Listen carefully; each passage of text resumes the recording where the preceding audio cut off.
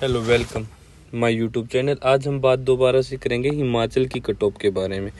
अगर हम हिमाचल की कट ऑफ के बारे में इस बार ये वीडियो देख लेना, एडिटिंग तो कुछ है नहीं बट इसमें कंटेंट आपको बहुत ज़्यादा अच्छा मिलेगा। अगर हम जर्नल की बात करें तो जर्नल में जो शिमला है ना, शिमला में 50 सीटें हैं एमबीबीएस की, और टांडा में 49 है, नॉन मेडिकल कॉलेज में 51 है, मंडी वाले कॉलेज में 33 है, और जो चंबा मेडिकल कॉलेज में 51 है, और हमीरपुर है जो डॉक्टर अश्विंदर वाला उसमें 51 है। तो टोटल जर्नल की 285 सीट बनती है। टोटल सीट कितनी बनती है? 285 सीट बनती है। जर्नल की बन गई 285। अगर हम बात करें पीडब्ल्यूडी की टोटल 29 सीटें बनती हैं, और कोई भी कैंडिडेट नहीं है, नो स्टूडेंट फॉर पीडब्ल्यूडी। तो सेकंड राउंड में क्या होएगा? सेकंड राउंड में जो सारी 29 सीटें हैं ये पीडब्ल्यूडी में कन्वर्ट हो जाएंगी, ये जर्नल में कन्वर्ट हो जाएंगी। तो जर्नल की सीटें इंक्रीज हो जाएंगी, जो 285 थी प्लस में 29 हो जाएंगी। ठीक है, ये समीकरण आप समझते चलना। ठीक है ना, आपको पता लगता रहेगा कितनी जर्नल को फायदा होगा और कहाँ पे नुकसान होगा। ठीक है, 11 तो 314 सीटें हो जाएंगी जर्नल के लिए। ठीक है, ये जर्नल की बात होगी भाई पीडब्ल्यू। अब बात करते हैं एससी की।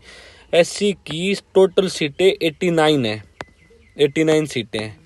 ठीक है, अब जो नॉर्मल है ना, नॉर्मल जर्नल सीट है तो 285 तक जाएगी फर्स्ट काउंसलिंग में। तो जो उसकी बच्चे की 285 रैंक वाले बच्चे के 595 नंबर बनते हैं, और जो 595 से ऊपर है ना एससी वाले कैंडिडेट 595 बनते हैं, तो एससी वाले कैंडिडेट 23 हैं। इसका मतलब जो ये 23 स्टूडेंट हैं इनकी मर्जी है ये एससी सीट लेंगे या फिर ये अपना जर्नल सीट ले। बेनिफिट इनको एससी वाला ही मिलेगा।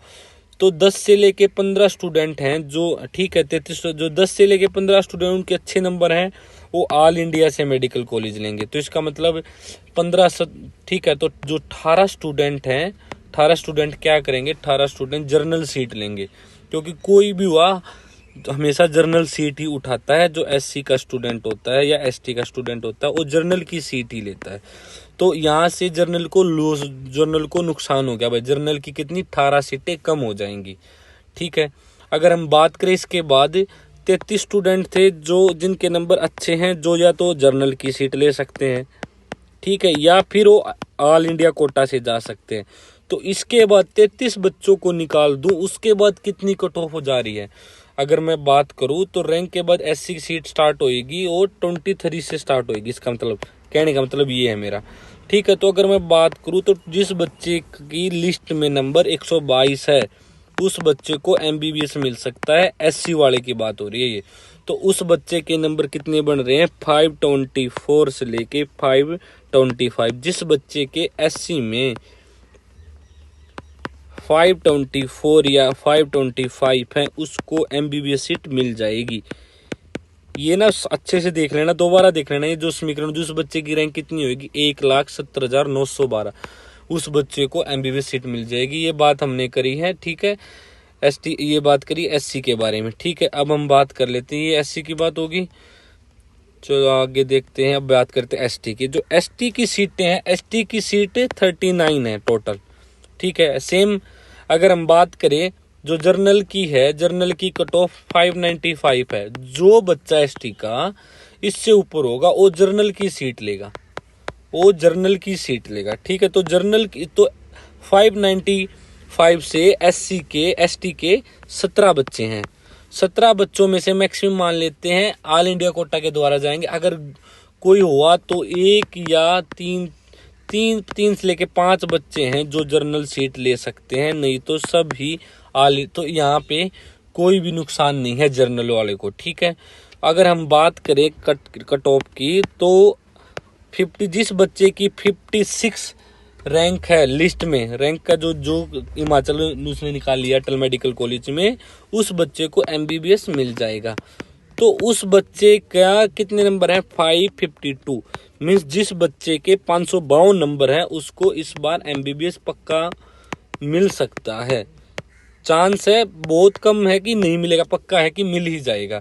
ठीक है, ये बात हो गई हमारी एस और एसटी की। अब ईडब्ल्यूएस की बात कर लेते। ईडब्ल्यूएस की बात करें तो 57 सीट है भाई टोटल।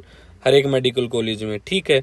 57 सीटें हैं, तो इसमें ना अच्छे नंबर, कहने का मतलब ही कोई बच्चा जर्नल की सीट नहीं लेता। तो इसमें अगर हम बात करें तो इसकी कट ऑफ 581 से लेके 582 तक जा सकती है। इसकी कट ऑफ कितनी जा सकती है? 582 से लेके 581 तक, जिसकी रैंक कितनी होगी नीट में? 98,956 हो। ठीक है, इस बच्चे को ईडब्ल्यूएस में एमबीबीएस सीट मिल जाएगी, ये श्योर है कि मिल जाएगी एमबीबीएस सीट। ठीक है, हम जर्नल की बात करें तो 585 सीटें तो जर्नल की हैं।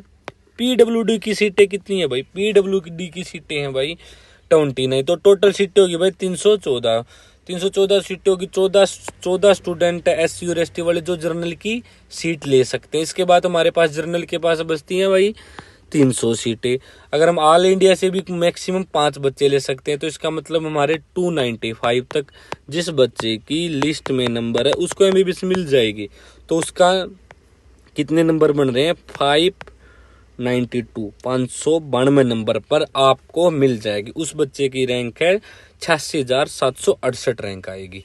ठीक है, ये उम्मीद है कि यहाँ तक होना चाहिए। एनआरआई कोटे की बात करते हैं एक बार, एनआरआई कोटे की। ठीक है, एनआरआई कोटा है ना, जो देखो एनआरआई की बात, एनआरआई अप्लाई तो बहुत बच्चों ने किया है देखो एनआरआई के लिए, बट क्या मैटर करता है कि जो बच्चा 1 करोड़ रुपए लगाएगा ना, वो वहाँ पे सबसे पहले तो कॉलेज देखेगा, कॉलेज का स्ट्रक्चर देखेगा, उसके लिए हॉस्टल देखेगा, लोकेशन देखेगा।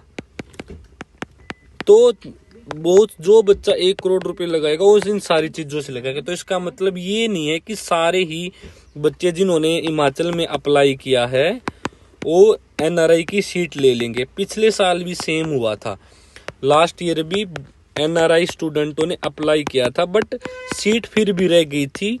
जो कम से कम 20 सीटें थी, वो 12 से लेकर 15 सीटें जर्नल में कन्वर्ट हो गई थी। सेम ऐसा ही रहेगा, तो 12 से 15 सीटें जर्नल में एनआरआई की कन्वर्ट हो सकती हैं। ये आफ्टर सेकंड राउंड पता चलता है। ठीक है, जो एनआरआई सीटें होती है ना, ये एनआरआई 1 करोड़ रुपए देगा तो ना ये हर एक स्टेट में अप्लाई करती है। ये नहीं कि हिमाचल में, ये ना ऑल स्टेट में अप्लाई किया होता है इन्होंने, ऑल स्टेट में अप्लाई किया था। तो मैक्सिमम चांस होते हैं कि ये प्राइवेट कॉलेज भी ले लेते हैं, क्योंकि 1 करोड़ रुपए देते हैं, प्राइवेट कॉलेज भी ले लेंगे।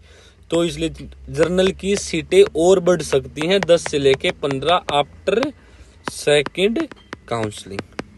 ठीक है, ये था भाई आज का। Thank you so much for watching my YouTube channel.